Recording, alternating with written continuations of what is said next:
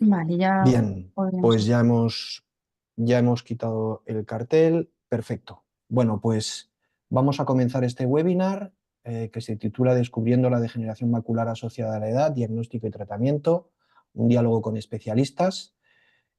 Buenas tardes a todos. En primer lugar, quiero informaros a todos de que este webinar se está grabando y que posteriormente se subirá al canal de YouTube de la Fundación de Lucha contra la Ceguera, de Fundaluce. Aprovecho para invitaros a todos los que queráis a suscribiros al canal de YouTube de Fundaluce, donde luego podréis encontrar este webinar. De tal modo que cualquiera que desee realizar una pregunta oralmente, ¿de acuerdo? Pues que sepa que quedará registrado.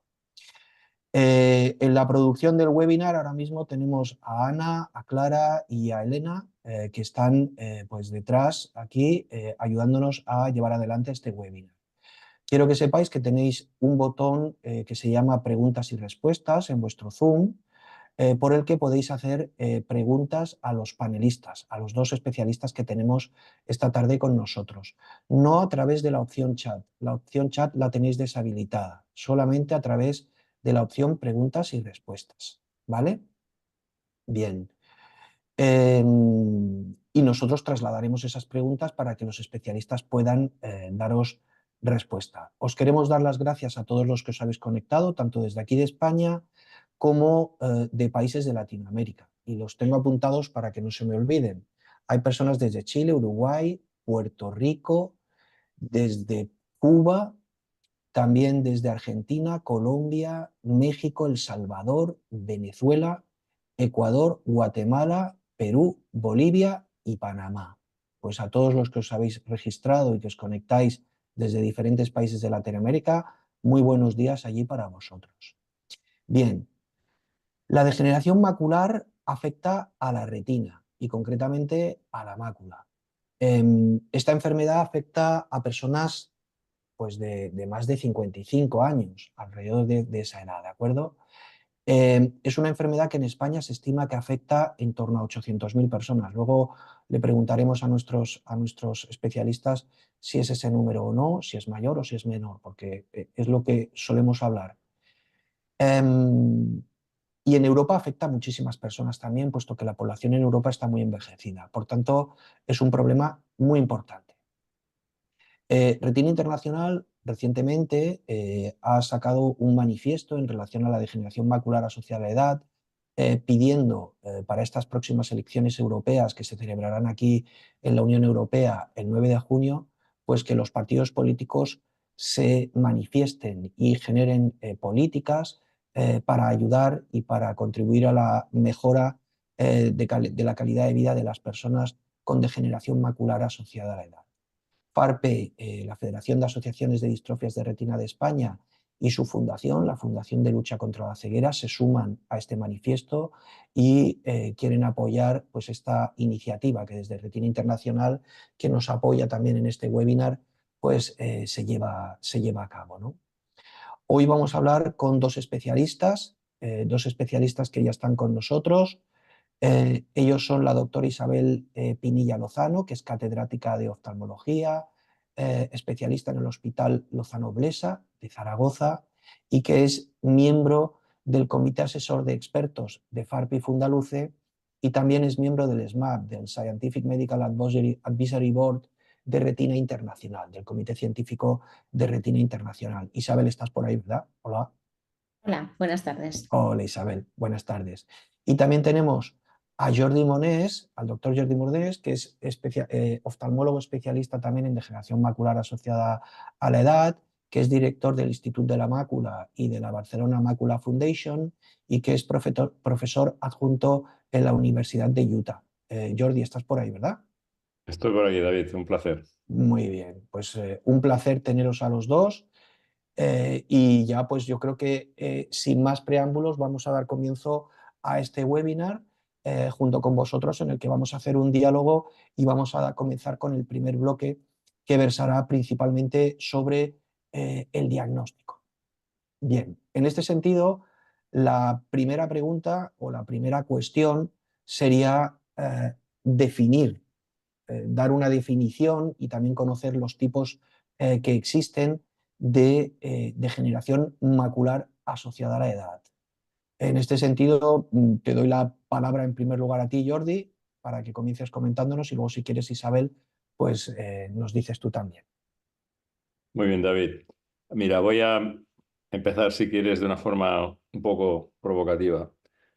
Decirle a un paciente que tiene degeneración macular es como decirle que tiene un coche. 4x4, un Maserati, un 600, un híbrido, un eléctrico. O sea, no sirve decirle a alguien ni que tiene degeneración macular húmeda, ni incluso ni que tiene degeneración macular atrófica. Es verdad que los dos grandes grupos de la degeneración macular avanzada sería la húmeda y la atrófica, pero dentro de cada uno de ellos hay múltiples fenotipos. Irán más rápido, irán más lento, tomarán visionantes, merecerán ser tratados, no merecerán ser tratados, con lo cual el primer gran ejercicio que deberán hacer los expertos es en tener más granularidad a la hora de diagnosticar degeneración macular atrófica, que es la que ahora está más de moda porque es la que no tenía tratamiento, es una auténtica epidemia y empieza a haber algún fármaco, pero no sirve decir tiene usted degeneración macular atrófica. Esto no significa nada. Ya hablaremos más en el webinar dónde está, qué fenotipos, qué drusas tiene asociadas, a qué velocidad se desarrolla, etcétera, etcétera. Y eso dará una descripción de todas las características de este coche, ¿no? Si es motor híbrido, si tiene mucha velocidad, si es 4x4, etcétera. Pero esto hay que entender de entrada esto. Luego hay otra confusión que es la de MAE seca, de MAE atrófica. Esto es una confusión muy desafortunada porque en Estados Unidos le llaman de MAE seca a lo que no es húmeda y eso incluía la de MAE intermedia.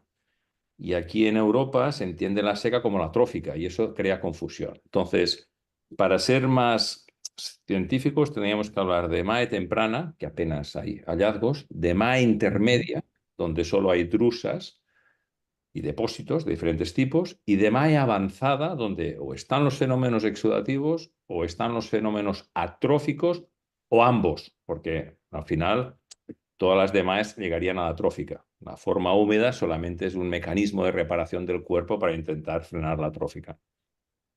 En ocasiones, Jordi, hemos visto, no sé si estoy equivocado o no, hemos visto también DMAE y con una N al final, como DMAE neurovascular, Neovascular. ¿puede ser? Sí, Neovascular, ¿verdad? tienes húmeda, exudativa, neovascular. Ujú. Vale, Lo que pasa perfecto. que, a ver, es más complicado que esto, pero no quiero entrar en líos.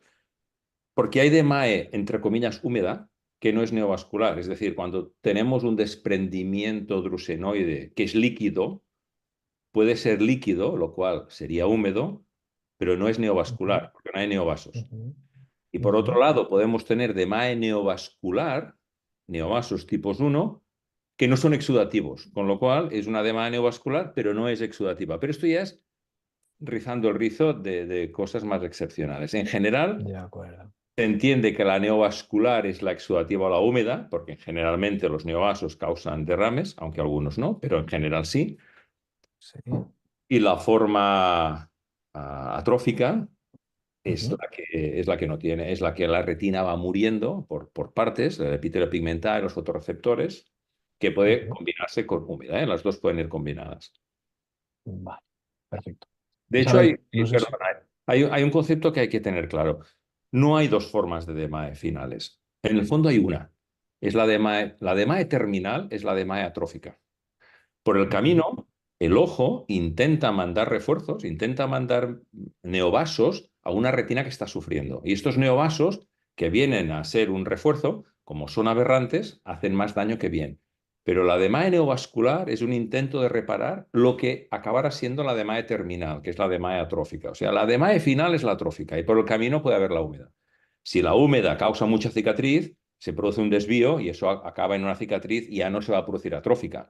Pero si estos ujú, neovasos se controlan, el camino seguirá más lento hacia la atrófica, que es el destino final de cualquier DMAE, de la edad ujú. asociada. De acuerdo. Perfecto. Isabel, no sé si quieres añadir algo.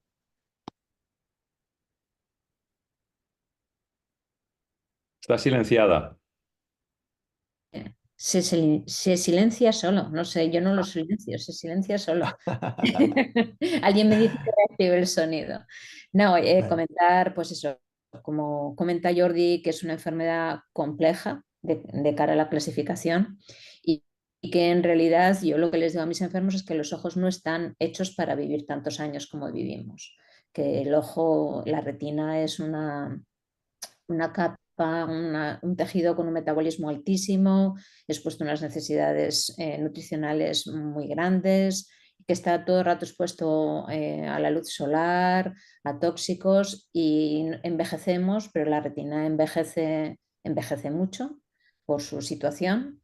Y lo que ujú, hace es que la retina externa, pues los fotorreceptores, el epitelio pigmentario y la parte más interna de la coroides, la coriocapilar, la membrana de Bruch, se estropean con el tiempo y no son capaces de ser útiles durante los años, todos los años de vida que tiene un enfermo, igual que se estropean las ujú, caderas o se estropean las rodillas, pues es una enfermedad ujú. relacionada con el envejecimiento por el alto metabolismo al cual sometemos a la retina durante toda nuestra vida, que estamos todo el rato mirando en realidad. Ajá.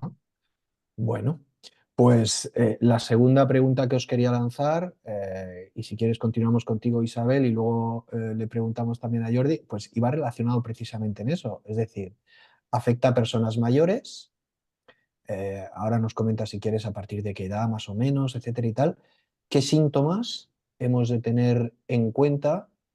Y bueno, también, aunque si has dicho, bueno, que por ahí que la edad es muy importante en este sentido, no sé, factores de riesgo, qué debemos hacer un poco para cuidar o para evitar, o a lo mejor esa aparición, que supongo que no se puede evitar, pero sobre todo, qué síntomas y sobre qué edad suele comenzar. Pues lo cierto es que seguro que Jordi tiene la misma sensación. Cuando éramos más jóvenes nos parecía que eran enfermedades de más mayores y ahora vemos degeneraciones maculares en personas relativamente jóvenes, 50 años, una cosa así. Y lo que sí que está claro es que conforme aumenta la edad, también aumenta la prevalencia. Entonces, más o menos a los 55 años podemos tener un 5% de la población, a los 65 un 10%, pero se calcula que por encima de los 75 años casi una cuarta parte de la población tendrá algún signo objetivable de degeneración macular.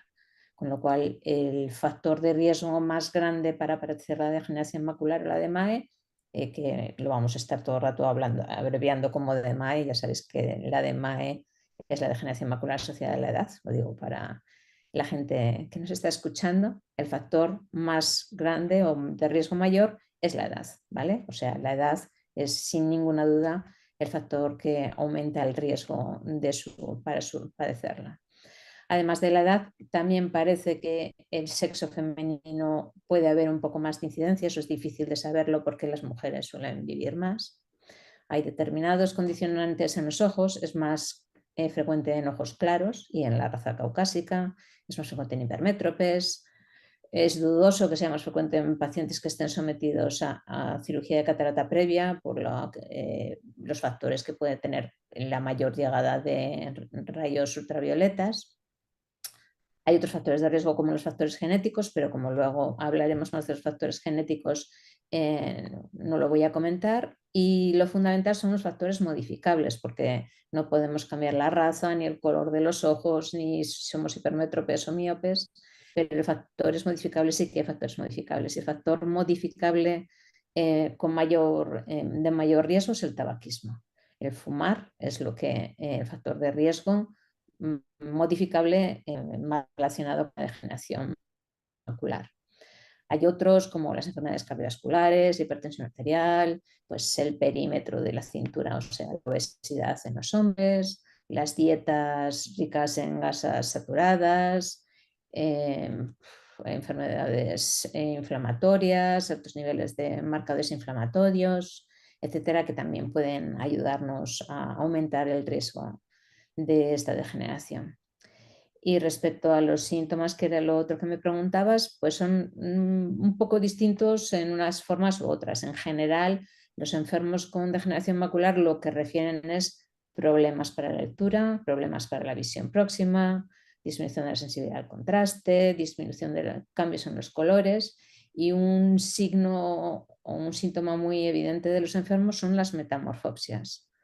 Nosotros llamamos metamorfopsias cuando alguien ve distorsión en las líneas rectas, ¿vale? Entonces, una de las razones por las cuales luego les damos a los enfermos una rejilla de Amsler, que es esa cuadrícula con un puntito en el medio, es porque el síntoma más frecuente y más precoz en la patología de la mácula es la distorsión de las líneas rectas o la metamorfopsia. Aparte de estos, los enfermos que tienen formas exudativas, como ha comentado Jordi, con estos neovasos que exudan o pierden líquido, que sangran, lo que tendrán será una disminución brusca de visión relacionada con esta patología. Pues de repente, independientemente de que ya tuvieran problemas para la lectura o problemas para ver los colores, tendrán pues una disminución brusca de visión con una mancha, habitualmente lo que nosotros llamamos un escotoma, en el centro del campo visual, que les dificultará mucho más de lo que las dificultades que tenían previas. Creo que más o menos eso era lo que me habías preguntado, pero Jordi puede seguro mejorar el Maserati. Jordi. Bien, sí, no, en la línea de lo que ha dicho Isabel, hablando de los factores de riesgo, la DMA es una cosa que hoy en día se llama inflammaging, es inflamación y edad. Y es una enfermedad que la genética existe, hay muchos factores genéticos, pero solo nos cuentan la mitad de la historia. La otra mitad de la historia son los factores ambientales, como comentaba Isabel, o que también hoy en día llamamos factores epigenéticos. Un factor epigenético es fumar. Otro factor epigenético muy importante y modificable es el microbioma, y el microbioma tiene un eje intestino-cerebro y el ojo es cerebro. O sea, no olvidemos que el ojo sale de la cáscara porque si no, no podría ver, pero es cerebro, absolutamente. Con lo cual, cualquier cosa que afecta al cerebro afecta al ojo. Entonces, dietas inadecuadas, como comentaba Isabel, condicionan un microbioma proinflamatorio. Sobrepeso es proinflamatorio y procancerígeno, por ejemplo. Entonces, el tópico de la dieta mediterránea no es un tópico, es así. Es decir, se ha visto en estudios epidemiológicos que la dieta mediterránea reduce el riesgo de DMAE. Entendamos que esto no la va a curar, pero hay una colega nuestra de Holanda que lo explica muy bien. La genética son las cartas, en un juego de cartas repartimos las cartas, y el ambiente es como las jugamos. Entonces, si te tocan unas cartas muy malas, desgraciadamente, hagas lo que hagas, no vas a cambiar nada. Si te tocan muy buenas, puedes fumar y llegar a 100 años, pero esto es raro. Pero te suelen tocar unas cartas intermedias. Entonces, si las juegas mal, que jugarlas mal es beber alcohol, fumar, dormir poco, comer grasas. Si juegas las cartas muy mal, riesgos genéticos pequeños los vas a despertar. Y si juegas las cartas muy bien, a lo mejor riesgos genéticos moderados, lograrás que tarden más en ocurrir, ¿no? Por lo tanto, en la DMAE importa mucho lo que has hecho durante los últimos 30, 40 años de hábitos de vida. Y se habla del tabaco, se habla de la dieta, pero hay cosas de las que no hablamos porque están muy introducidas en la sociedad, como es el alcohol. El alcohol, beber moderadamente no es beber una vez al día. Esto es beber mucho. O sea, beber moderadamente alcohol para que no pase los índices de cáncer son 3 dosis a la semana. Esto es el umbral de beber poco alcohol. Y hoy en día nadie cree que beber 3 a la semana es poco. Creen que eso es casi beber nada, ¿no? Y el alcohol es un disolvente que se mete en todas las neuronas, en todos los tejidos, entra en todas partes. Con el alcohol lo que hacemos es quitar manchas y matar bacterias. O sea, el alcohol es un disolvente. Y luego hay otra cosa muy importante para el cerebro. Si la retina es cerebro, pues también será importante, es la calidad de sueño. Se ha visto una asociación entre las horas de calidad de sueño y enfermedades degenerativas, porque cuando dormimos, el cerebro está muy activo en regenerar y en limpiar toda la porquería que ha generado, ¿no? Entonces, el ojo, como parte del cerebro, necesita también tener procesos de restauración, de limpieza, etcétera. Entonces, todos estos hábitos de vida pueden hacer que tu enfermedad, en lugar de aparecerte a los 60, pues te aparezca a los 75, por ejemplo, ¿no? O que sea una forma más suave o más llevable. Oye, os pregunto a los dos, porque es que antes, ahora creo que quizá a lo mejor lo he comprendido mejor, pero antes Isabel me ha asustado mucho con decir es que estamos preparados, vivimos demasiado, ¿no? A lo mejor no es tanto vivir demasiado como la forma actual en que la sociedad tenemos de vivir, ¿no? Todos estos hábitos, todas estas cosas que acumulamos, que quizás son las que nos predisponen más, pues a lo mejor a sufrir una enfermedad como esta, ¿no? Quizás, a lo mejor son Bueno, más los hábitos, ¿no? pero Isabel tiene razón. Es decir, el Homo sapiens posiblemente estaba programado para vivir 30, 40 años. Y gracias a la medicina, pues, porque si no hubiera antibióticos, si no hubiera otros Lo medicamentos, triplicamos. pasaría como pasaba en las épocas prehistóricas o en la Edad Media, que los monjes Mm. viejos tenían 30 años. Ujú. Entonces, claro, la medicina ha hecho que un tejido que tenía que durar 30 años o 40 dure 90. Y la retina no se regenera, es pobres células, o sea, tienen un mérito Sí. increíble, o sea, las mismas ahí toda la vida aguantando ese radiador. Estamos expuestos a la luz y el ojo, la circulación del ojo, no está para alimentar el ojo. Y esto Isabel me lo explicará mejor, lo explicará mejor. La circulación del ojo está para hacer de radiador, porque si no, la luz calentaría el tejido y el tejido no se Mm. calienta. Es un milagro que una cosa expuesta a la luz no se caliente, porque tiene una coroides Ujú. gordísima que actúa como Sí. radiador. Por lo tanto, como ha dicho Isabel, es un órgano con una actividad metabólica brutal, con un riesgo de calentamiento brutal, que tiene que durar el doble de lo que tenía programado. Con lo cual, a la que hay cualquier defecto genético, imagínate, ¿no? El, Ya. el cóctel Ujú. es tremendo. Bueno, bueno, pues hay que Pero cuidarnos, hay que entiéndelo a bien, cuidarnos. David, no lo digo a mal, lo de vivir demasiado. Es cuando te Sí, viene, pues eso, una persona de 80 años que te dice por qué le pasa eso, pues es evidente que si tuviera 40 no le pasaría. Pues eso, hay claro. que cuidarlo sin ninguna duda porque la predisposición, igual que hay que cuidarse todo, no es que haya que cuidar solo los ojos, Sí. porque hay que cuidar el corazón, igual que hay que cuidar las articulaciones, pues todo hay que cuidarlo para que se mantenga bien durante la mayor cantidad de años Mm. posibles si seguimos prolongando nuestra calidad de vida, ¿sí?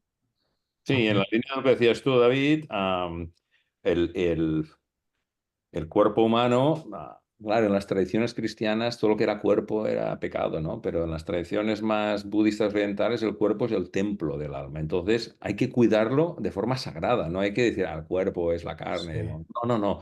Es el templo sagrado del alma. Entonces hay que mimarlo desde el principio. Hábitos saludables sanos, haciendo ejercicio, no teniendo sobrepeso, porque eso nos tiene que acompañar toda la vida. Y como decías tú, afortunadamente, si los hábitos son buenos, se puede estar con 70, con 80, con 90 años, con plenas Ujú. facultades, con mucha salud, si no tenemos una desgracia, pues de tener un Alzheimer o cosas que nos truncan Sí. por defectos genéticos. Pero sí, el mensaje es positivo. Con hábitos saludables se puede llegar a mayor sin ser viejo. Sí, sí, el mensaje, como decía Isabel, no es negativo, es todo lo Mm. contrario. Pero el Ujú. mensaje tiene que ser: cuidemos el templo del cuerpo. Esto es sagrado, hay que mimarlo para que dure sano hasta el final. Pues anotado, anotado, vamos a hacerlo. Jordi, ¿cómo se diagnostica? ¿Qué pruebas hay que hacer para diagnosticar una degeneración macular cuando os viene un paciente a consulta y tenéis sospecha o por lo que os indica sospecháis que puede tener una degeneración macular asociada a la edad? ¿Cómo se procede?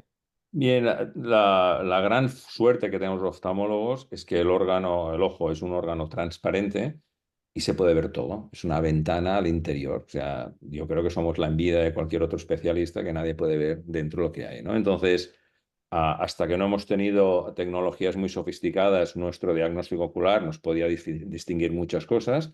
Sin embargo, nuestros ojos, aunque seamos muy expertos, no pueden medir grosores, no pueden medir capas, etcétera. Y hoy en día todas las pruebas de imagen, pero fundamentalmente la tomografía de coherencia, que se llama con el OCT.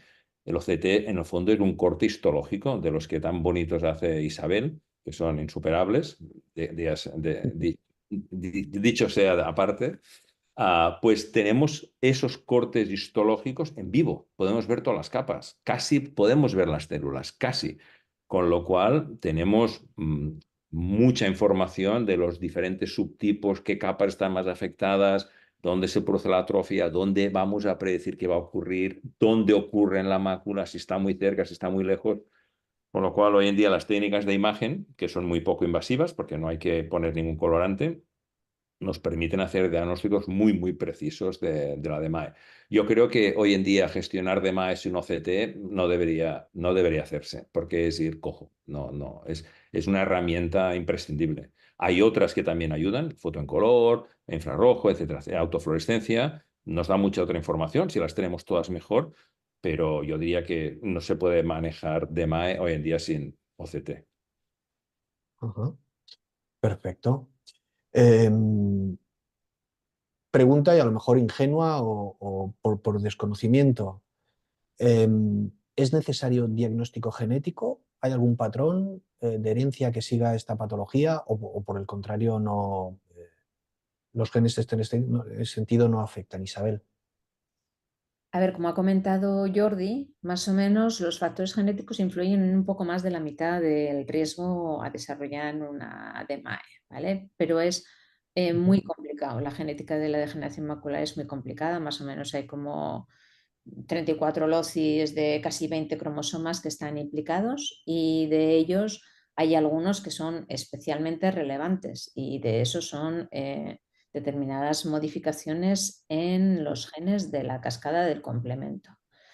Nos vais a oír hablar de complemento. El complemento es una respuesta inmune que tiene nuestro organismo cuando hay una célula dañada para eliminarla o cuando viene alguna cosa que sea externa al organismo para intentar limpiarlo, ¿vale? Entonces hay genes relacionados con esta cadena del complemento, sobre todo con el factor H de la cadena de complemento.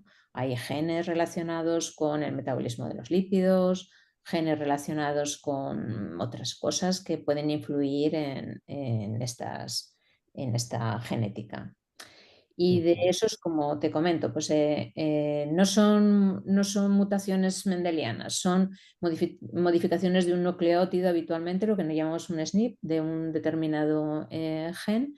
Y por poner un ejemplo, una modificación determinada en el gen en el factor de complemento H puede aumentar el riesgo si lo heredas solo por parte paterna o materna en 5 veces, pero si lo heredas por los dos en casi 8. Y hay otro gen que también, que es la susceptibilidad a la degeneración macular asociada a la edad, que también más o menos sería un riesgo similar, pero imagínate que tienes la mala suerte de heredar tanto los dos genes, los dos SNPs estos que ayudan a padecer la enfermedad por parte paterna y por parte materna, y te elevaría hasta 50 veces más frecuente que padecieras la enfermedad. ¿Vale? Ujú. Lo que pasa es que no existe no está claro que pueda influir el conocimiento de estos factores ni en el pronóstico ni en el tratamiento, con lo cual ni la Academia Americana no recomienda los test genéticos para saber si tienes estas Vale, es lo que te iba a preguntar ahora, si después de la exploración clínica soléis remitir a genética a los pacientes, a las personas o no. O sea que no, entiendo que no, ¿no? no. No, por un tema de investigación, por un tema de conocer la enfermedad, por un tema de buscar nuevos tratamientos. Yo he estado precisamente con la Universidad de Utah, que son súper expertos en genética, y mi labor es súper experto en fenotipos. Hemos ido intentando estar casando genotipos con fenotipos y las cosas tienen sentido la mitad de las veces. Y la otra mitad de las veces no tienen mucho sentido. Yo he encontrado fenotipos muy graves, los más graves, donde el complemento, el cromosoma 1, el CFH, y el ARMS2, el cromosoma 10, no tenían riesgo.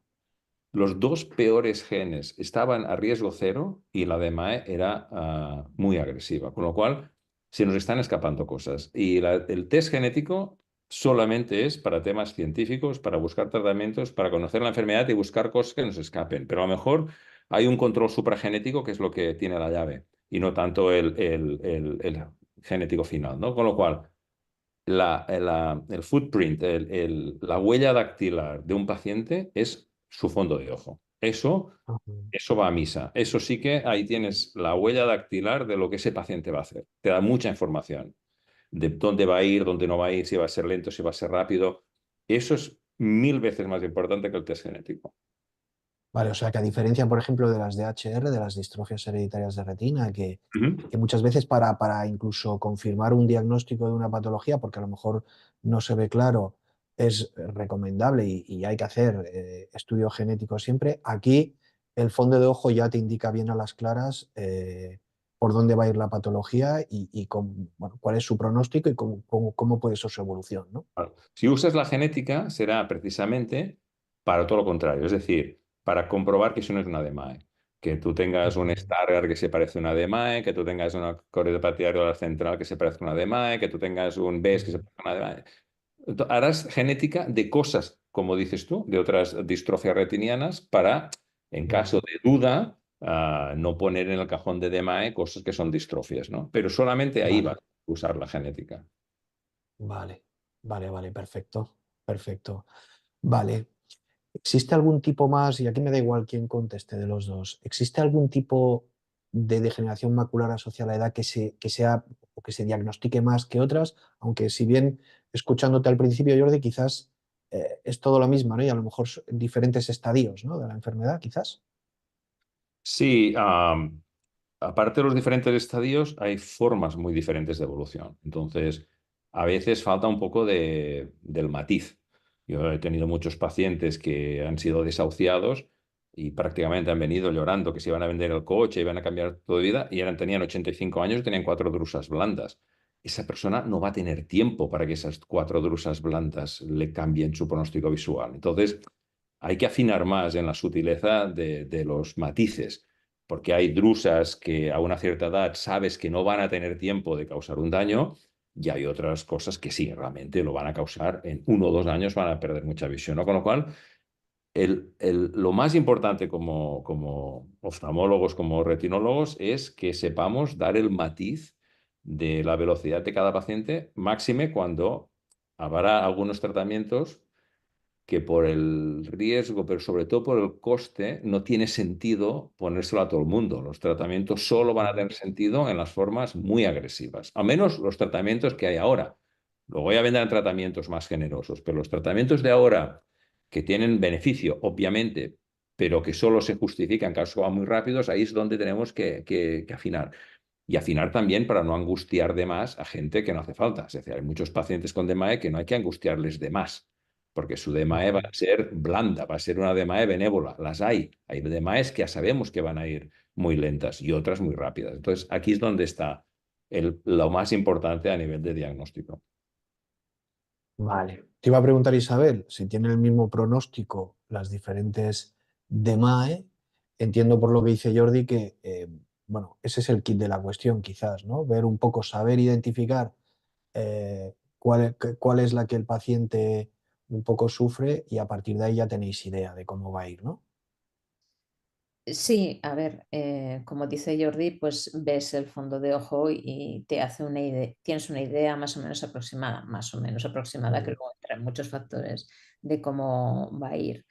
En general, como os ha comentado Jordi antes, las formas de evolución, vamos, las formas evolutivas, yo qué sé, por ejemplo, la atrofia geográfica, que sería en principio no exudativa, puede tener neovasos también, pues suele evolucionar más lentamente, son enfermos que van perdiendo visión, la atrofia progresa pues, a una determinada velocidad que no es común ni muchísimo en todos y tienen un respeto relativamente bueno de la fobia, con lo cual mantienen una visión relativamente buena. Y sin embargo, cuando tenemos formas con neovasos y con exudación, pues suelen tener unas pérdidas visuales más importantes que les incapacitan más que lo que son solo formas, sin neovasos.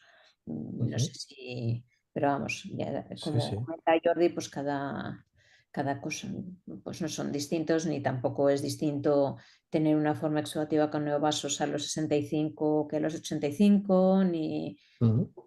hay muchos factores a tener en Sí. cuenta en la Os iba a evolución. preguntar para concluir este bloque del diagnóstico y a vosotros dos, en consulta, ¿cómo es el momento del diagnóstico? Porque hemos comentado que son personas pues ya con una cierta edad, muchas personas con bueno, pues con ese objetivo de a lo mejor llegar a la jubilación, de disfrutar de la vida, bueno, de comenzar una nueva etapa y llega el momento de un diagnóstico de este tipo. ¿Vosotros deriváis a algún otro especialista? Yo que sé, por ejemplo, a psicólogo o, por ejemplo, deriváis a los afectados a algunas asociaciones para que, bueno, pues se puedan un poco encontrar con otras personas que están en su misma situación. ¿Cómo es ese momento del diagnóstico? A ver, Cualquiera de los dos que el, queráis. el- el diagnóstico de la DMAE en muchas situaciones no es una catástrofe. O sea, no lo es. La forma húmeda, entendamos que cogemos a un paciente a tiempo, ¿eh? Que no llegamos ya en fases ya devastadas. Entonces, es otra historia. Pero si llegamos en buen momento, la forma húmeda es gestionable. Pero hay que hacerlo bien, claro. Si se trata poco frecuentemente o se deja de tratar, la enfermedad va a ganar. Si se realiza el tratamiento correctamente, es una enfermedad domesticable, con lo cual a mí la humedad me preocupa relativamente. Hay casos excepcionales que no se dejan tratar, pero la DMAE húmeda, yo tengo pacientes 10 años después, están leyendo. O sea, que la DMAE húmeda no es un diagnóstico catastrófico, sí se coge a tiempo y si luego se hace todo bien, que las dos cosas no son tan sencillas siempre, ni cogerlo a tiempo ni hacerlo bien. Por muchos motivos se deja de tratar, no se es proactivo, se espera que la enfermedad vuelva a resucitar y entonces ya se ha perdido la iniciativa. En cuanto a la forma atrófica, hay formas lentas y formas rápidas. Entonces, lo que hay que saber es las formas lentas, que suelen ser asociadas a drusas blandas. Eso es muy importante distinguir qué tipo de drusas acompañan las formas atróficas.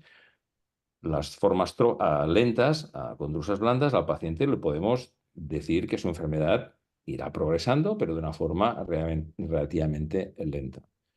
Ujú, El- y que de momento los tratamientos que hay, a no ser que esté muy cerca de la fobia por circunstancias muy especiales, posiblemente no tengan sentido. El problema, lo que tú apuntabas como una situación de diagnóstico un poco, digamos, más seria, angustioso. O, angustiosa, son aquellas formas asociadas a drusas reticulares que progresan a lo loco. O sea, que es una progresión brutal en meses de estas ajá, formas peculiares de amyotróficas a drusas reticulares. Esa sí ujú, que es un diagnóstico duro, pero que al menos afortunadamente ya sí tenemos cerca, porque ahora Europa aún no ha aprobado el fármaco, esperemos que lo haga pronto, pero en Estados Unidos ya hay medicamentos que nos ralentizan la enfermedad. Entonces, ajá, estas formas son las que debemos tratar y ganar tiempo, porque a lo mejor en 3 o 4 años tenemos un tratamiento mejor. Y hemos de ganar ujú, tiempo para que en lugar de ir tan alocadas, de que progresen tan a lo loco, logremos que progresen más lentos para preservar retina para que venga otro tratamiento mejor y la tratemos después, ¿no? Entonces, digamos que el diagnóstico duro de situación complicada es en estas formas. Y lo que pasa que sí es verdad que luego, al cabo de los años, sobre todo cuando no teníamos tratamiento, sí que los pacientes pierden mucha visión central, pierden ah, autonomía, pierden autoestima y muchas veces sí, los hemos de remitir al psicólogo, a fundaciones, para que hagan el acompañamiento de este sufrimiento. Es decir, no tanto del dolor, que sería la pérdida de visión, sino el sufrimiento asociado al dolor, que ese sufrimiento, seguro que lo sabes tú mejor que nadie, es lo que podemos modular, más que el dolor de la enfermedad en sí, el sufrimiento asociado. Al mismo dolor hay gente que lo sufre de una manera y otra gente que lo sufre de otra. Y ese ujú. sufrimiento asociado es el que sí que hay que hacerle caso y no solo dejarlo espontáneamente al paciente, ¿no? Sino que hay que acompañarlo porque son situaciones complicadas. Perder la autonomía, la visión central implica a nivel familiar, dejar de conducir, dejar de leer, son situaciones emocionalmente complicadas que hay que acompañarse. Claro, además ahí sucede un poco igual que en las distrofias de retina. Es una serie de duelos continuos que se van dando uno tras otro y que hacen complejo la gestión de la enfermedad, ¿no? En tu caso, Isabel, ¿algo que añadir en este sentido para terminar el bloque del diagnóstico? No, yo creo que lo mismo y bueno, pues eso también resaltar la importancia que tenéis las asociaciones para ayudar a los pacientes, a nosotros, bueno, No sé la disponibilidad que tendrá Jordi, pero desde luego en el sistema público no tienes a tu alcance psicólogos y muchas veces sois vosotros los que podéis contactar, ayudarles. Vamos, que pienso que hacéis una labor encomiable. Ujú. Es algo Y, que además tras pandemia se ha incrementado, yo creo que diría exponencialmente. ¿Ibas a decir, Jordi? y sí, que hay una cosa que no podemos, en catalán se dice defugir, es como no Rehusar. contemplar, ¿eh? Rehusar Rehusar. o no contemplar, no sé cómo se dice, que es que Sí. muchas veces el paciente no va a tener la energía para ir a nadie más y lo tenemos delante nuestro. Y aunque nosotros no nos han formado para ser psicólogos, algunas veces lo tenemos que hacer. Hemos de hacer de psicólogo porque el paciente cuando salga de nosotros no tiene la energía para ir a un Mm, psicólogo, para ir a una fundación. mm, Y hemos de aprovechar que lo tenemos delante para hacer lo mejor que sepamos en ese sentido, ¿no? Y yo creo que los mm, oftalmólogos, aparte de curar, debemos hacer un pequeño esfuerzo de acompañar como si fuéramos psicólogos aficionados. Ya sé que no es nuestra tarea, pero no la podemos rehusar, porque a lo mejor el paciente no irá a otro sitio. Y es allí donde lo mm, tenemos abierto, expuesto, en confianza, porque el paciente hace muchos años que lo conoces, se te abre, te cuenta sus cosas. Te las cuentas si le preguntas, porque a mí me pasa muchas veces con pacientes con distrofias o con pacientes con DMAE, que yo les hago la pregunta. Les digo, usted no me ha preguntado si tiene miedo a quedarse ciego, pero ya sé que esto a usted le preocupa. Entonces me dice, sí, doctor, es verdad, pero no se atreven a preguntar. Entonces yo ya le anticipo la pregunta. No se va a quedar. ujú, Aunque no me lo pregunte, sé que a usted eso le preocupa. Entonces ese papel lo hemos de hacer, porque el paciente a lo mejor no irá a otro sitio. ujú.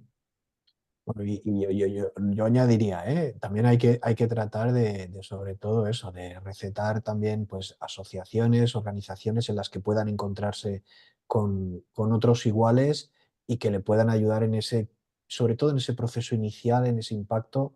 Yo creo que también es necesario, y es complicado, como tú bien dices, Jordi, es difícil, pero creo que es importante también porque el encontrarse con otros en su misma situación es algo que les ayuda a nivel psicológico de una forma brutal, muy, muy, muy importante. No, no es Bueno, indudable, ¿eh? vamos. Yo lo refiero, pero hay algún paciente que ves que no, ya te lo dice. Sí, sí, sí, Entonces, sí, ahí tienes que intentar tú sacarle del pozo, no, porque sabes que no va a ir a otro sitio. correcto. No, por supuesto, yo refiero a Ujú, asociaciones y a ujú, otros colegas ujú. psicólogos. Muy bien. Bueno, pues vamos a pasar al segundo bloque, más relacionado con el tratamiento. La primera pregunta en este sentido sería, ¿qué enfoques terapéuticos existen para la DMAE actualmente? Si te parece, Isabel, ¿comienzas? Sí, bueno, comienzo. Hemos hablado ya bastante de esto y así en general, pues hay que intentar educar al paciente sobre los factores modificables, como hemos comentado, pues eso, el tabaco, el alcohol, intentar que lleve la vida más o menos saludable, cuidar el templo que dice Ujú, Jordi, que es especialista en ujú, cuidarlo. ujú, Y evitar, pues eso, que eviten las hipertensiones arteriales, que eviten la obesidad, que eviten las alteraciones en el metabolismo de los lípidos, todo esto es fundamental. Vamos, yo, igual que en las distrofias, yo les digo al enfermo que mm, se tienen que cuidar, tienen que estar físicamente bien para que los ojos estén lo mejor posible. Eso sería ujú, una cosa. ujú, Eh, ujú, bueno, y dentro de eso también está la alimentación, el tema pues eso, de la microbioma, que también ha comentado Jordi y que es fundamental. Conocéis que hace ya tiempo que se describió el efecto beneficioso que puede que puede tener la toma de micronutrientes, pues vitaminas, bueno, conocéis el ARES que se planteó al principio, ujú, vitamina betacarotenos, vitamina C, vitamina E, zinc, ujú, viendo que mejoraba el pronóstico en ojos contralaterales de enfermos que hubieran tenido de MAES severas en un ojo.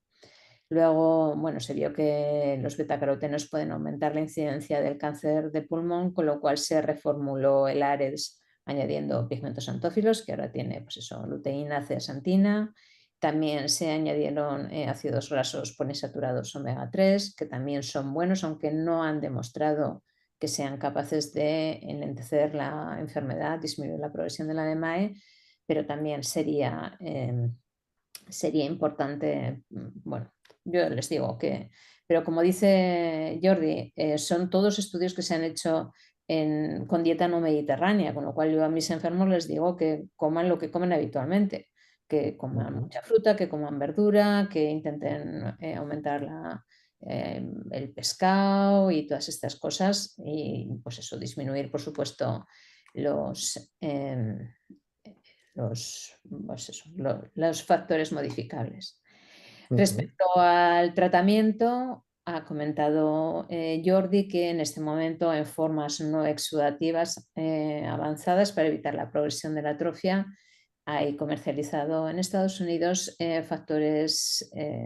tratamientos para inhibir la cascada del complemento, para inhibir el factor C3 o el factor C5, que esperemos que también se acepten aquí para enlentecer la progresión de esos enfermos que es evidente que progresan, que les va a afectar a la fobia o, como decía Jordi, para evitar que estén en estadios peores de cara a nuevos tratamientos. Y bueno, para las formas exudativas, pues todos los conocéis. Lo que hacemos habitualmente es las inyecciones cuando tienen neovasos, utilizar unos fármacos que inhiben el factor de crecimiento vascular endotelial, que está relacionado pues eso, con la angiogénesis, con el aumento de la permeabilidad, que serían los más importantes, vamos, lo que se hace habitualmente. Ahora también hay comercializado inhibidores de este VEG, del factor de crecimiento vascular endotelial, asociados a inhibidores de la angiopoietina 2. Y también pues, podemos utilizar otras terapias, pues podemos asociar terapia combinada con terapia fotodinámica en algunas formas bueno, pues eso yo creo que sí sería en general, tampoco es para dar una clase de mucho tratamiento. Y bueno, casos excepcionales, pues hemorragias masivas a nivel macular pueden requerir cirugía para intentar desplazar la sangre y que no provoque una pérdida visual, pero serían casos excepcionales, ¿vale? Muy Así, bien, muy bien. muy en general. No sé, Jordi, si quieres añadir alguna cosita en este punto. No, creo que Isabel lo ha explicado muy bien. Respecto a la forma húmeda, ya que tengo una edad, empecé en la retina en los años finales de los 80, o sea, imaginaros. La edema húmeda era una catástrofe absoluta porque no había nada. Era hemorragias, cicatrices, devastación absoluta. Estuvimos durante muchos años, quemábamos la retina, hacíamos láser, luego vino la terapia fotodinámica, hacía algo más, luego vino Macugen, que hacía un poco más, pero hasta que vinieron los antiangiogénicos. Vino Ranibizumab en el 2005. Bueno, primero fue Avastin, que era como un off-label, que era el hermano off-label de Ranibizumab, después vino Aflibercept, y eso fue una revolución que tuvimos el privilegio de asistir en oftalmología. Es como de repente que el Alzheimer no se trata y de repente se trata y nosotros estuvimos allí y era un milagro. Era un milagro. Y de repente pudimos gestionar la DMAE húmeda. A partir de ahí han habido intentos de fármacos que han durado más. Algunos han salido contraproducentes porque causaban mucha inflamación y están prácticamente abandonados o retirados por suerte. Y hay otros, se está intentando dispositivos, terapia génica para que haya más durabilidad, pero cada vez que queremos aumentar la durabilidad, aumentan las posibilidades de riesgos inflamatorios en general. Pero el problema de la gestión de la DMAE no es el medicamento. O sea, el problema hasta ahora siempre ha sido el infratratamiento.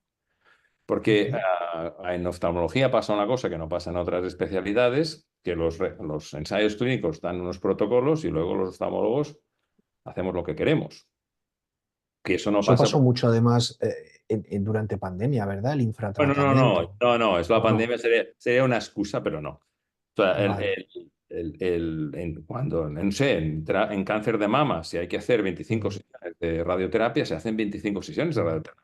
No hacen, bueno, le haré 3 y según cómo vaya, le haré la cuarta o quinta y no funciona así. Entonces, el problema de la DMAE es un problema de carga existencial, de coste, de administración, pero no del medicamento. El medicamento administrado de forma regular y persistente en el tiempo domestica el 90% de las formas exudativas.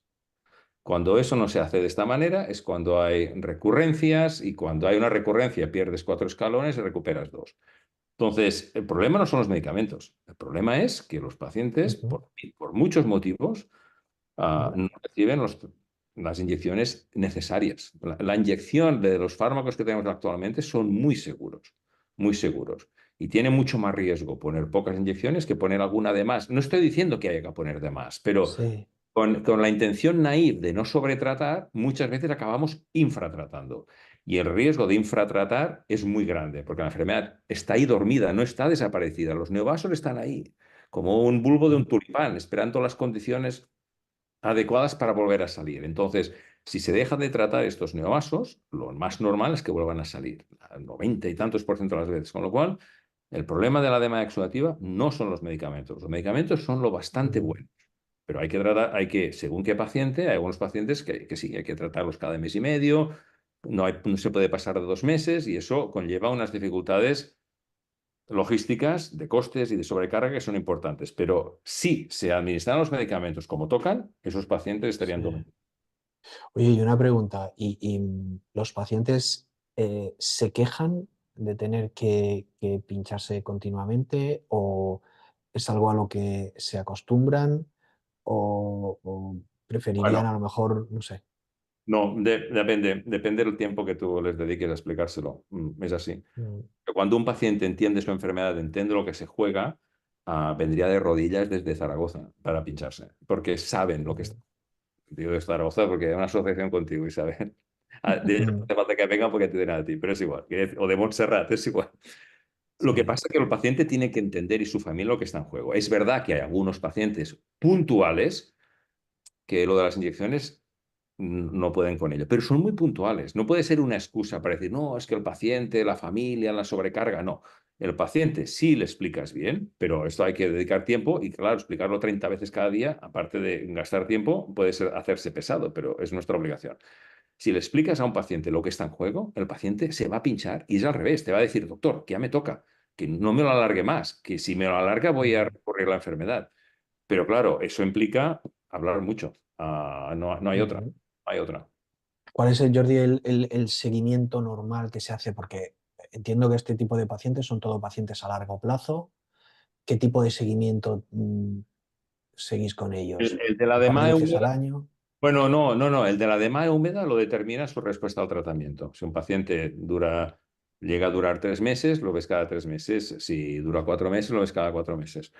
Los Ujú. pacientes con drusas, con factores de riesgo de hacer una húmeda, yo prefiero verlos cada 4 meses y que ellos hagan el seguimiento del Amsler cada semana, como mínimo.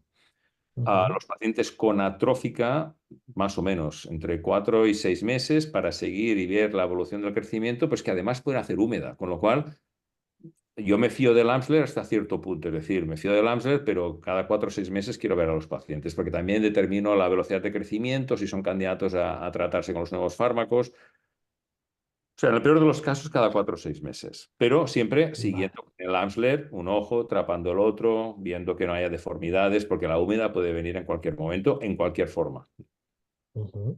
Vale.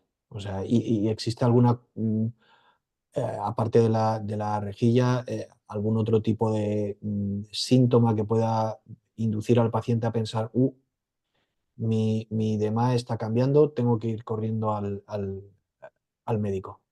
La DMAE, la húmeda, que es la que puede haber un cambio brusco, lo más sensible es el Amsler, o cuando haya disponibles estos OCTs portátiles a domicilio, que en Estados Unidos hay un estudio aprobado. O sea, llegará un momento que podrá haber un OCT en casa que te monitorice el fluido. Pero esto tendrá que el sistema absorberlo, no va a ser tan fácil.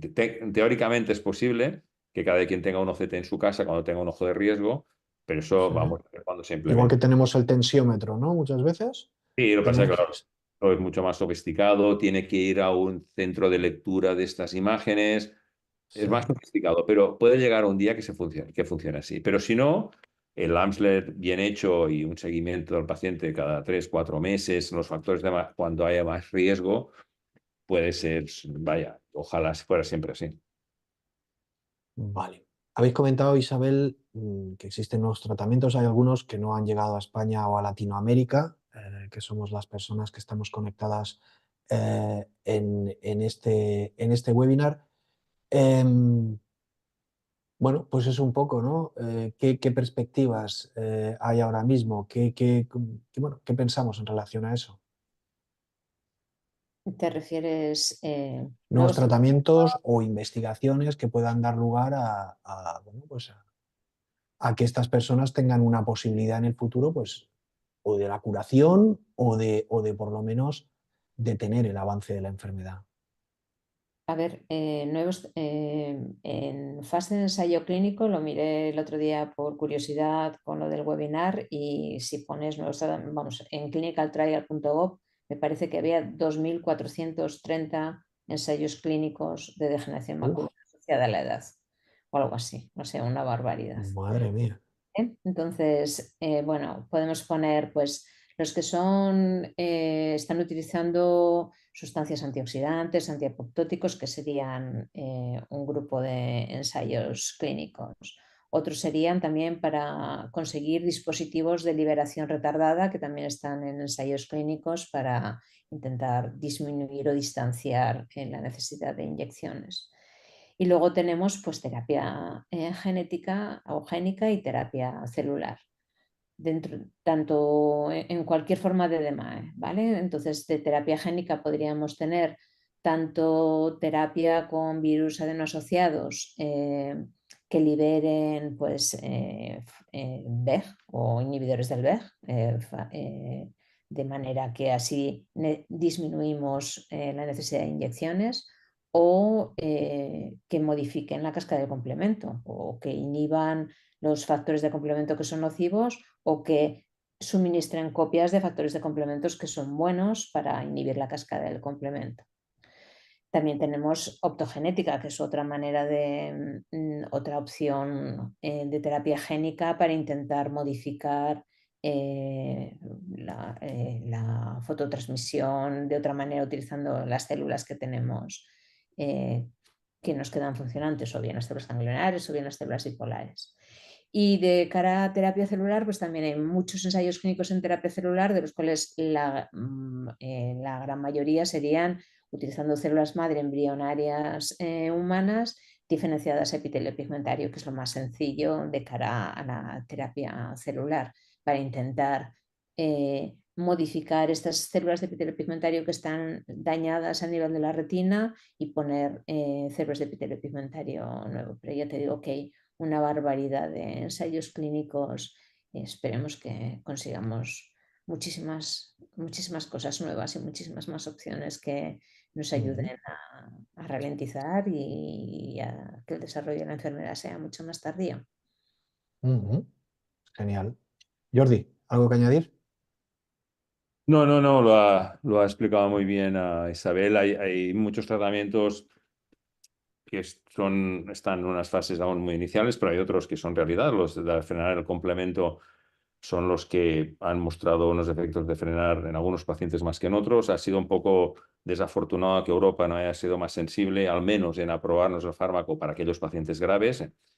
Ellos han dicho que en conjunto no hacía un beneficio, pero es que esta enfermedad no es para verla en conjunto, porque hay subtipos que van lentos, subtipos que van rápidos, y al menos pueden haber dicho, os dejamos tratar a este subgrupo de pacientes. Yo creo que ha sido muy desafortunado que Europa no haya sido más sensible. Yo estoy muy frustrado con esta decisión, porque creo que es Y un sobre poco... todo con la cantidad de personas, ¿no? Que decíamos Bueno, es que verdad. sufren y que van a sufrir esta enfermedad Y en Europa, ¿no? aunque el tratamiento sea modesto, en algunos pacientes no es tan modesto y en Estados Unidos lo tienen disponible y aquí no, con lo cual es una cierta discriminación que creo que no tenía que haberse producido. Yo entiendo que no nos lo aprueben para todo el mundo porque es que tampoco lo queremos para todo el mundo. Estos tratamientos no son para todo el mundo porque hay, como decía antes, los pacientes que van lentos no deben ser tratados. Pero los pacientes que la enfermedad va como loca, hay que poderlos tratar. Con lo cual, espero que cambien de opinión, creo que se vuelven a reunir en junio, julio, Ujú. y que estos medicamentos pasará un poco como la terapia fotodinámica en su momento. La terapia fotodinámica fue una revolución porque no había nada más. Era un tratamiento que era mejor que nada, sin duda, sin duda. Y luego lo dejamos enseguida para hacer las inyecciones. Aquí puede pasar lo mismo. Utilizaremos esta terapia anticomplemento, que bueno, que es mejorable, y a la que tengamos algo mejor, cambiaremos inmediatamente, ¿no? Entonces, hay algunos ensayos de complemento en terapia génica que las fases uno fueron, a mí me impresionaron bastante, o sea, en frenar la enfermedad, con lo cual Sí. sí que hay opciones o esperanza de que tengamos tratamientos cada vez más eficaces. Oye, Esto no ha hecho más que empezar. y cómo las personas afectadas, esas personas que a lo mejor estén conectadas al webinar o que después lo vayan a ver cuando lo subamos a nuestro canal de YouTube, eh, si dices, ostras, a mí me gustaría participar en un ensayo clínico, yo estoy dispuesto porque, bueno, entiendo que si hay muchos y que si es en beneficio, pues un poco de la investigación, de la ciencia y que puede llevar a... ¿Cómo podemos informarnos y cómo podemos participar en esos ensayos clínicos, las personas afectadas por degeneración macular? Bueno, entonces, en muchas ciudades de España hay centros que tienen ensayos clínicos abiertos. Nosotros solemos tener siempre alguno abierto. Hay que ver si los pacientes entran en los criterios de inclusión, porque los ensayos determinan los criterios de inclusión para que los pacientes sean más o menos homogéneos. No pueden haber tenido formas exudativas seguramente anteriormente. Entonces, lo mejor, nosotros, por ejemplo, en nuestro centro tenemos un canal de pacientes que quieren participar en ensayos donde nos suelen enviar sus fotos para no hacerles perder el tiempo si realmente vemos que de entrada ya no son candidatos, ¿no? Pero los ensayos son una buena opción, esperando que hagan nuevos tratamientos. Si un paciente tiene una enfermedad muy rápida, a veces me planteo no ponerlo en un ensayo para ya darle un tratamiento de los que espero vayan a llegar pronto. Pero si es una enfermedad menos rápida y los dos pues, están afectados, tiene mucho sentido uno al menos ponerlo en un ensayo. Mucho sentido. Ujú. Vale, entiendo que los criterios de inclusión y de exclusión, pues evidentemente vienen marcados por el ensayo clínico y ahí, bueno, pues vosotros sois los que en cierto modo, los que participáis en ellos, ¿no? Los que un poco seleccionáis a aquellas personas que, bueno, que pueden participar y que pueden intervenir.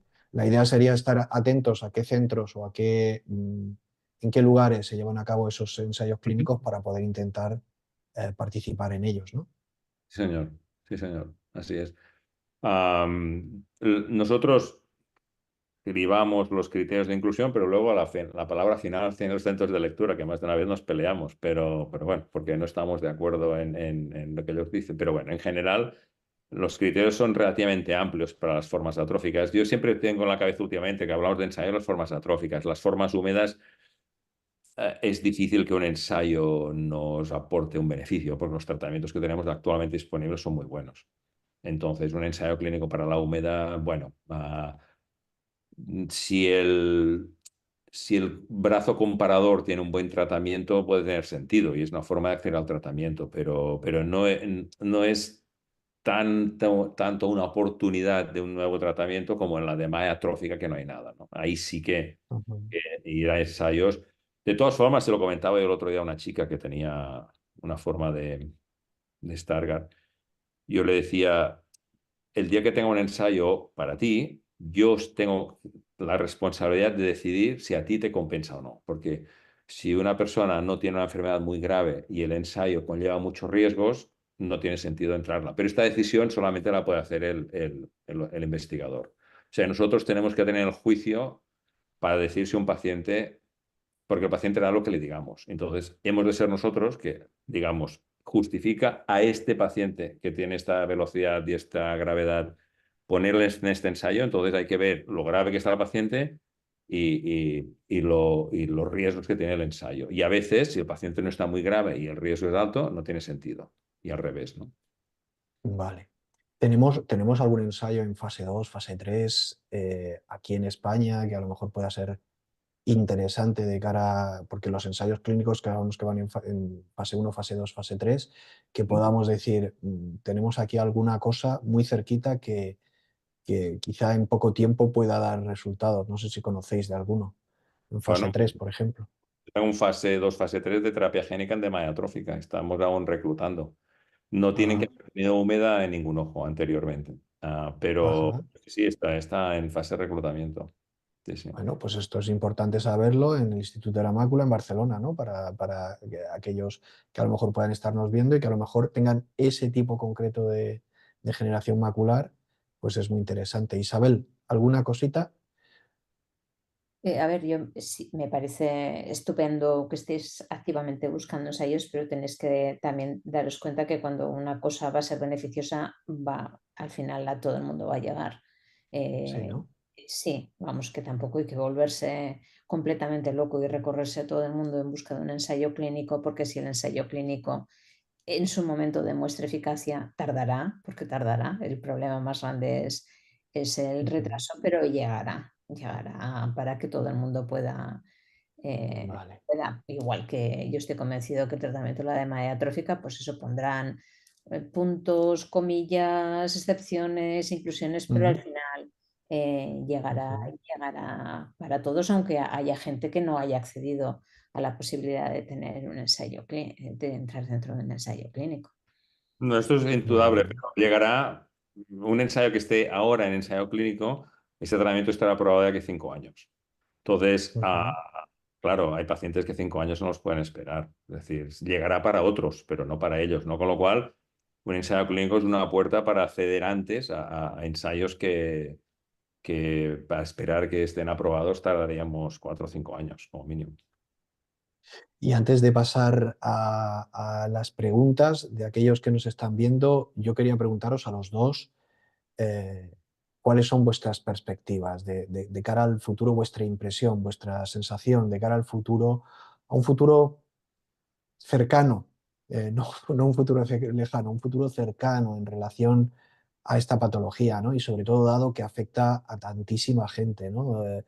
Es cierto que las organizaciones de pacientes y con Retina Internacional, yo lo comentaba al inicio, pues están tratando de demandar a los políticos a nivel de Unión Europea, pues el que pongan el foco en un tema tan importante como este, que afecta a la visión de muchísima gente, pero a nivel científico, a nivel médico, a nivel bueno, de un futuro cercano, ¿cuál es vuestra impresión en ese sentido? Yo creo que Cualquiera de los dos que empiece. el- el futuro, por ejemplo, de la DMAE húmeda es presente, es decir, hace unas pocas décadas esto era una catástrofe y ahora lo podemos domesticar la mayor parte de las veces. O sea, la húmeda no es un problema si se trata a tiempo, tanto para la degeneración macular como para el edema macular diabético. Es un tema de logística y de coste, pero no médico en general para la mayoría de los pacientes. El problema es la edema atrófica, pero como decía antes Isabel, hay miles de ensayos clínicos, la mitad fallarán, pero es que solo que la mitad o menos no fallen y habrá muchos tratamientos. Ya ha empezado a haber tratamientos que funcionan, que es una realidad, van a seguir pisados y seguramente en 2 o 3 años apartaremos estos porque vendrán de nuevos más eficaces, con lo cual no curaremos la enfermedad, y esto hay que ser realistas, es una enfermedad degenerativa, lo que haremos es enlentecerla primero y algún día llegaremos a tratarla 20 años antes, cuando sea una forma intermedia, que modificaremos algunos genes, pero esto está más por llegar. Esto tardará más. En curarla, tardará más porque sería como curar la artrosis o la degeneración. Es decir, curar la vejez es muy difícil, pero sí la Mira, podemos.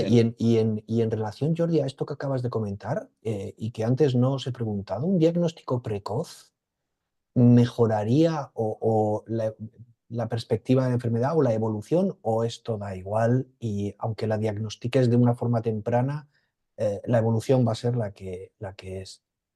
Diagnosticar la forma temprana sirve para cambiar hábitos de vida, que ya lo hemos comentado antes, tanto Isabel.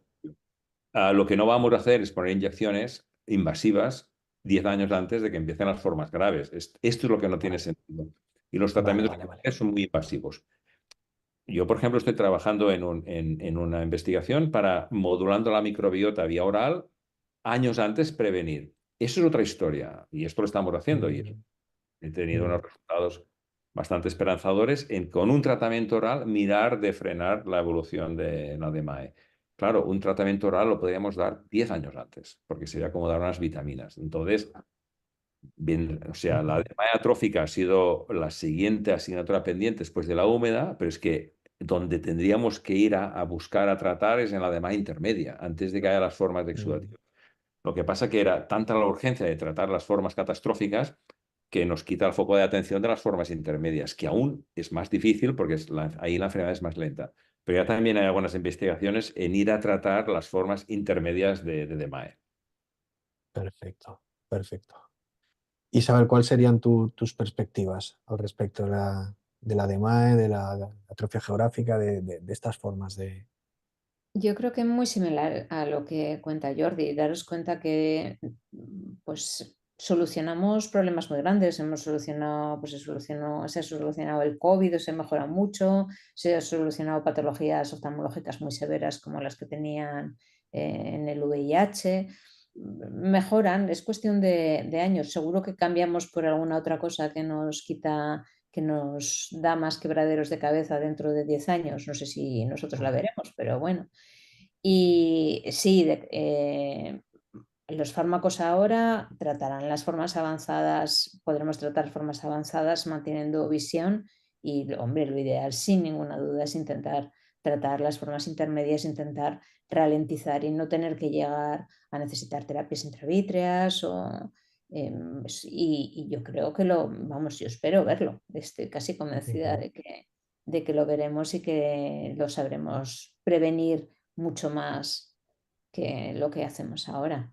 La ciencia avanza, avanza y creo que rápido, ¿no? Aunque a nosotros, a los afectados por enfermedades de la visión, quizá nos da la impresión de que no todo lo rápido que nos gustaría, ¿no? Pero bueno. Vamos a dar paso, si os parece, a las preguntas. Entiendo que mis compañeras, Clara, que está por ahí detrás, Elena, no sé si en el chat o no sé si hay alguna mano levantada, personas que hayan dicho algo, ¿me podéis decir? Hola, bueno, si os Hola, parece, Clara. uy, esperad, Sí, se acoplaba, se no te acopla el preocupes. sonido ahora. Sí, sí. Si os parece, os voy a leer yo alguna pregunta que nos han ido poniendo en el Adelante, apartado Clara, de claro que sí. preguntas y respuestas. Hay Sí. algunas muy generales, o sea, y otras como más de casos concretos, entonces me parece más interesante que hagamos alguna así general que pueda interesar a más Las gente. generales y si te parece, las que son así más Empiezo. concretas, se las Bueno, hacemos llegar. esta puede ser que ya esté contestada. Si me decís que sí, si queréis añadir algo más.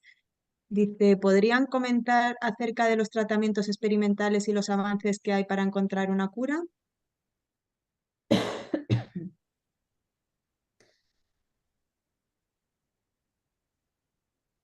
Yo no sé si habéis oído, Jordi, Sí, bueno, y yo diría que creo que lo hemos cubierto, más o pero menos lo hemos contestado. Sí, yo creo que sí, que habéis contestado.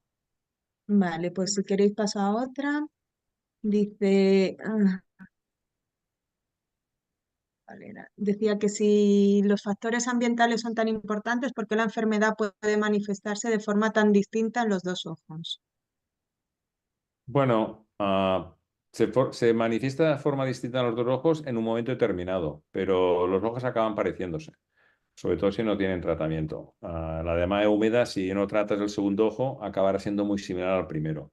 Con lo cual, en un momento determinado, uno puede haber empezado antes que el otro y ser diferentes, pero tienden a ser bastante gemelos. Con lo cual, en general suelen ser muy similares. Las mismas drusas, los mismos depósitos, el mismo tipo de tasa de progresión. Son ojos bastante gemelos. Lo que pasa es que, por suerte, a veces uno empieza 10 años antes que el otro, ¿no? Pero son bastante gemelos. Yo también opino lo mismo. Puede haber un decalaje de años. Vale, otra dice, la vía de administración de los Pero tratamientos futuros para espera, la Clara. demaya Espera, atrófica Clara. No, será es que No nos siempre, oye. será perdón, No también... nos oye. Clara, Sí. ¿nos oyes? Ah, Espera, que Isabel estaba comentando No, algo, no, no estaba te añadiendo preocupes. algo. Nada, no, que no, nada. Era más o menos lo mismo, no pasa nada. quiero comentar una pregunta que he visto en el chat en relación a lo que hemos dicho esto, de alguien que yo creo que no lo he explicado antes, pero me parece que no bien.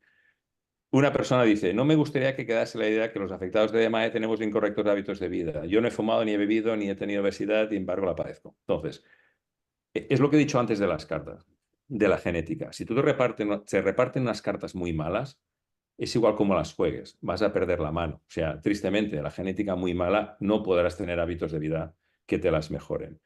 Y si tienes unas cartas muy buenas, poder hacer el loco y que no tengas enfermedades, pero eso también es muy raro.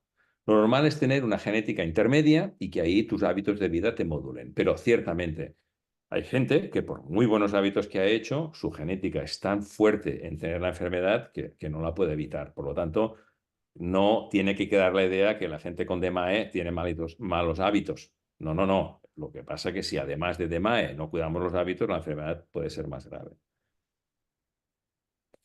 Quería contestar esto porque tenía relación con lo que habíamos dicho. No, no, perfecto. Además, porque yo creo que también es un poco el modo de vida que tenemos occidental, ¿no? También. Y sí que es verdad que yo creo que hoy por hoy cada vez más estamos haciendo o tratando de llevar una vida, una buena dieta, no fumar, no beber, hacer ejercicio, que creo que son hábitos pues más que aconsejables en este sentido. Clara, ¿había alguna pregunta más? Sí, os leo alguna más. Desde Galicia, bueno, ¿qué deportes son más sanos para mí? Tengo degeneración macular seca actualmente, bueno, con flashes en color azul y blancos. Ujú, Contesto yo, sí. A ver, un problema del deporte puede ser también la limitación visual, con lo cual también hay que tenerlo en cuenta de cara a valorar qué tipo de deporte se puede hacer. Pero no necesariamente tiene que ser, vamos, andar es un deporte sanísimo, moverse, andar relativamente rápido es un deporte muy bueno, la natación es un deporte muy bueno, no hace falta pues ni hacer cosas que no hayas hecho nunca, no hace falta que corras, no hace falta que montes en bicicleta si no has montado nunca, en deportes de poco impacto que siempre pueden ser mejor si no tienes costumbre de hacerlo, pues eso, lo que comento, pues andar, ya os digo, es perfectamente cardiosaludable y para todo saludable, sin ser, no es una cosa que no requiere más que tener el tiempo de darte un paseo y ya está, ir andando en claro, vez de... sobre todo el ejercerlo, el hacerlo habitualmente, ¿no? Y que sea, pues es un ejercicio cardio saludable, ¿no? Todo aquello que sea cardio, pues sería bueno. Y no hacer nada peligroso, supongo. Claro. Es más cardiosaludable andar que hacer una maratón, o sea que... Claro, Hay claro, claro. yo haría, ciertamente, decir, son deportes más aeróbicos, cardio saludables y una cosa que es absurdamente factible y una vez lo probamos en un ejercicio que hicimos en un día de la ceguera, de que los que teníamos la suerte de tener visión nos tapamos los ojos, hicimos sesiones de spinning. Y spinning es una Mm. bicicleta estática que pueden hacer personas que por su discapacidad visual de no ver no pueden ir por la calle circulando, ¿no? Entonces, eso es un ejercicio cardiovascular muy bueno. Lo que pasa es que yo menos valoraría el efecto de algo de pesas, aunque no sean muy extenuantes para no crear mucha apnea ni mucha hipertensión pulmonar, pero con la edad, y la de MAE la tenemos con la edad, tenemos sarcopenia, que perdemos músculo, y el músculo es un factor de generar factores de crecimiento, con lo cual, aparte de cardio, hacer algo de pesas, aunque no sean muy extenuantes, también es bueno para mantener la musculatura, que el músculo no solo mueve al cuerpo, sino que también genera factores de crecimiento protectores del corazón, etcétera. Con lo cual yo combinaría cardiovascular y muscular, pero sin hacer cosas muy extremas para no causar una alteración hemodinámica muy fuerte, ¿no? Apneas muy fuertes, pesas muy fuertes, cosas que provoquen estrés vascular en los ojos. Perfecto. Más cuestiones, Clara. Sí, hay otra persona que pregunta que qué tipo de alimentos son buenos para nuestros ojos para mejorar nuestra microbiota. ¿Quieres decirlo tú, Isabel? Isabel. Experto en microbiota, Jordi, te toca. Bien, a ver, lo que decíamos antes, la dieta mediterránea. Al final, por eso tenemos una longevidad en España y en Japón más larga seguramente que en otros países del mundo, ¿no? Entonces, son dietas basadas en mucho vegetal crudo, ensaladas, verduras, etcétera, muy poca carne roja, mucho pescado, aceite de oliva, frutos secos. Lo del vino, no, yo creo que eso es un sesgo que entra de que el vino es una dieta mediterránea, etcétera.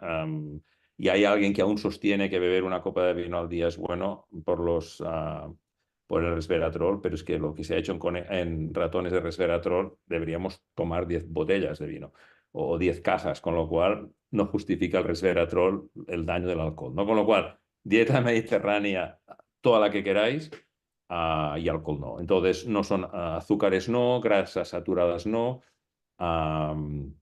Lo que no quiere decir tomar grasas, por ejemplo, tomar aguacate es súper bueno, tomar frutos secos son grasas, pero son grasas buenas, aceite de oliva, mucha verdura, mucha fruta, pescado, legumbres, no azúcar, no bollería, por supuesto, y carne roja poca.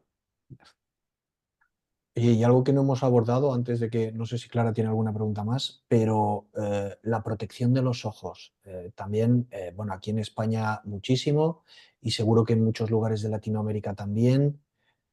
Un sol muy fuerte. Entiendo que estas retinas que están en un proceso degenerativo, pues son también muy delicadas y también hay que pues, protegerlas seguramente con filtros de corte, con lentes especiales, tratando de usar también viseras en la medida de lo posible para relajar pues, el ojo, ¿no? Y que no tengamos esa sensación de fotofobia o esa molestia, ¿no? Es importante protegerse también los ojos, ¿no? Yo creo. Absolutamente. Perdón, Isabel. No, bueno, protegerse de las luces de longitud de onda azul es fundamental en cualquier patología retiniana, no solo en la degeneración macular. Y eso que no se ha demostrado que predisponga especialmente la exposición a la luz del sol, pero lo que es cierto es que es mucho más frecuente la DMAE en razas, en raza blanca y en ojos claros, con lo cual, bueno, pues no solo en enfermos con degeneración macular, sino en cualquier enfermo. Desde luego, las longitudes de onda del espectro azul generan un estrés oxidativo en la retina que aumenta la inflamación, aumenta los productos, las especies reactivas de oxígeno, y todo esto no favorece en nada a la retina, sea sana, enferma o como sea. Ujú, ujú. O sea que hay que cuidársela independientemente de tener una enfermedad degenerativa de la retina. Sí, porque además lo que decíamos antes, son ojos estaban programados para ver 40 años y los queremos hacer ver 90. Con lo cual hay que mimarlos y evitarles mucha exposición lumínica. En España es un país con mucha luz. En Latinoamérica hay muchos países de los que has dicho que también la luz es muy intensa. Lo que más me impresionó en México cuando estuve allí, estuve viviendo un año después de terminar oftalmología, era la intensidad de la luz. Más que del calor, la luz era muy, Ujú, muy intensa. Y eso, claro, en razas caucásicas, porque en razas pigmentadas están más protegidos, en razas caucásicas es un estrés absoluto. perfecto. Clara, ¿alguna cuestión más? Sí, hay varias cuestiones. A ver, una así Venga. más genérica. ¿La vía de administración de los tratamientos futuros para la DMAE atrófica será también intravítrea? De momento sí. De momento sí, porque la suerte que tenemos en el ojo es que no tienen los cardiólogos, no tienen otros especialistas, es que podemos poner una dosis que dentro del ojo es muy fuerte, pero que si la tuviéramos que poner a través de la vía general sería una bomba para el cuerpo, para que llegara esa dosis en el ojo. Entonces, es un privilegio poder ahí poner una dosis en el ojo sin afectar al resto del cuerpo. Lo que pasa que si hay tratamientos, por ejemplo, con terapia génica, a lo mejor será una sola inyección en lugar de múltiples inyecciones.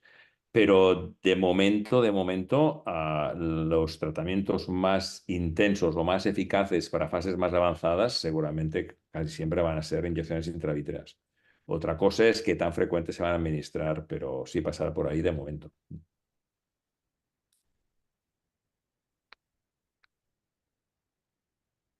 Muy bien. ¿Más preguntas? Sí, preguntan, a ver, ¿hay lentes especiales para una persona con DMAE que está en tratamiento? No sé si ya habéis contestado. Bueno, hemos comentado la protección solar, los filtros específicos a la luz azul, que serían este tipo de, también pueden generar mejoras visuales, o sea que sería esos filtros selectivos para determinadas longitudes de onda, sí que las hay, sí. Ujú.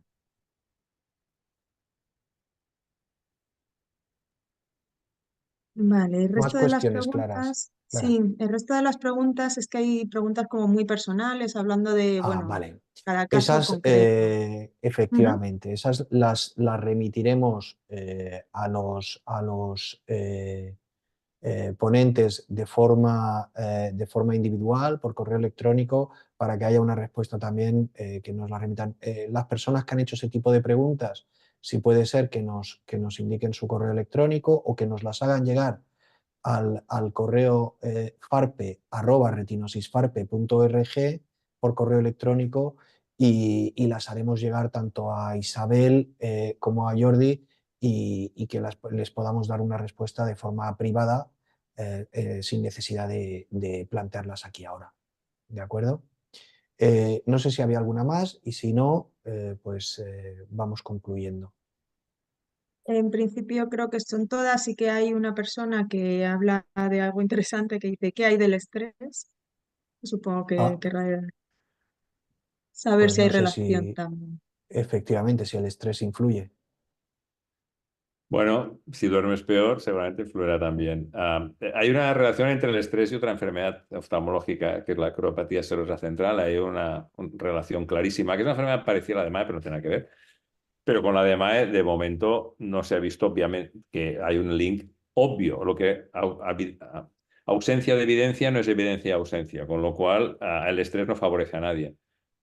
Y seguramente te creará un descanso y una recuperación diaria peor. Y eso tiene que afectar a tejidos retinianos como tejidos cerebrales, ¿no? Con lo cual no podemos ver un link demostrado, pero seguro que no nos ayuda el estrés.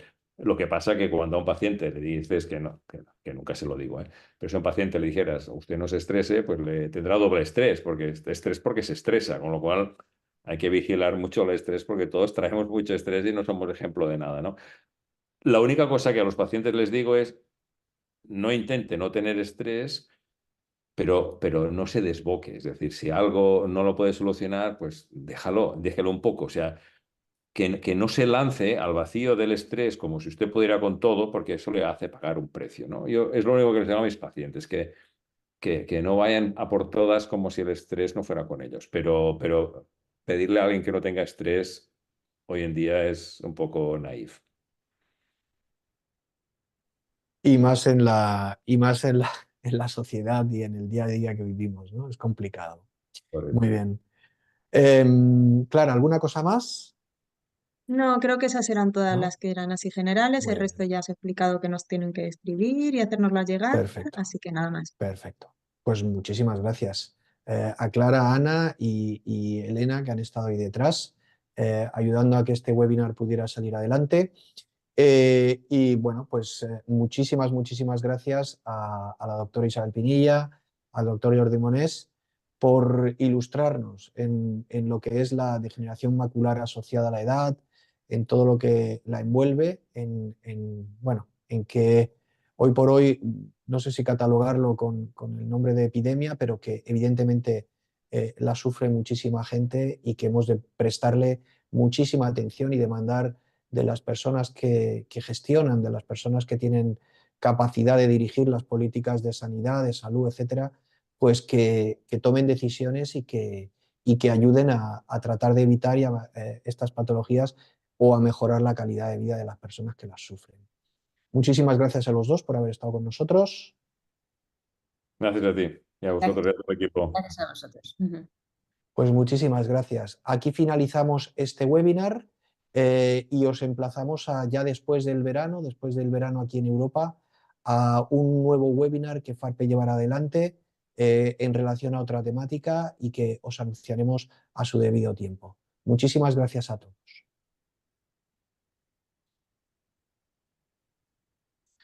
Puedes detener ya la grabación cuando quieras, Ana.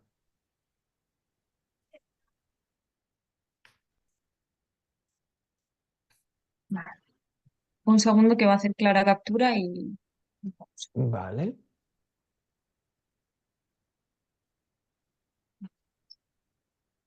Bueno, la gente ya se va desconectando. Isabel, Jordi, muchísimas gracias. Aunque nos están escuchando todos aquellos que se van desconectando o que todavía quedan conectados, muchísimas gracias a los dos por vuestros, bueno, pues por vuestra inteligencia, por vuestra sabiduría, por todo lo que nos habéis dado. Yo creo que ha estado muy, muy bien. Y nada, daros las gracias por haber participado en el webinar. Un placer, David. Gracias por organizarlo. Gracias a ¿Vale? vosotros. A todo el equipo. Estamos en contacto. Un abrazo a los dos, ¿vale? Muchas Eso, gracias. Isabel. Vosotros. Hasta luego, Chao. cuidados. Chao. Chao. Bueno, chicas, no sé cuántas gente queda conectada todavía. Entiendo que Sí. todavía queda gente, ¿verdad? Sí, 49 personas todavía están 49 conectadas. Vale. Vale, bueno, pues cerramos ya la sesión y si os parece, hablamos ahora, ¿vale? Los cuatro, ¿de acuerdo? Muy bien. ¿Le habéis dado para Venga. la grabación o no? Venga, va, pues apagamos y hablamos ahora. Venga. Vale.